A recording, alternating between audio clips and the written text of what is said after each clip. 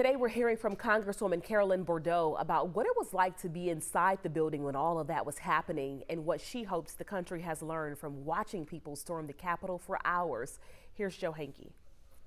This is Georgia Congresswoman Bourdeaux, January 6, 2021, locked in her Capitol office with her staff, staying silent with the lights off. Members were texting what they were experiencing. So we were sitting there while people were saying, oh, there's tear gas in the rotunda, shots were fired, all of that. So it was pretty terrifying because you were so close to it. In the moment, Bourdeaux did not know if rioters would come to her door. Thankfully, they never did. Her colleagues trapped in the House gallery, though, not as lucky. That was really rough. They were up there when Ashley Babbitt was shot.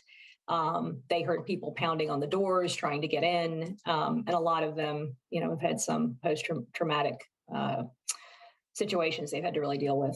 January 6th only marked Bourdeaux's third day as a congresswoman. Her main goal that day after a heated election was to see that the presidential election results were certified. See this kind of devolve into the rioting and into the violence, into really an active effort to try to overturn the results of a free and fair election was really disturbing.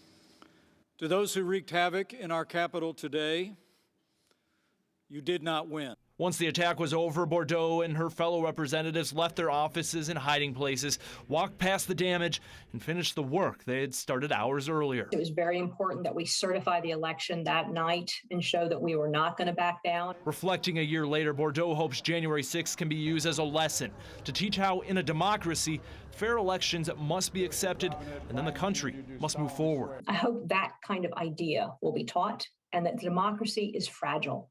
All of us have to be engaged to make sure that it functions and that we hand it off stronger to the next generation. 1 year later, more than 700 people have been charged in connection to the attack. That does include 17 people from across the state of Georgia. Right now, officials say they are not worried about any credible threats to the Capitol on the anniversary of the attack.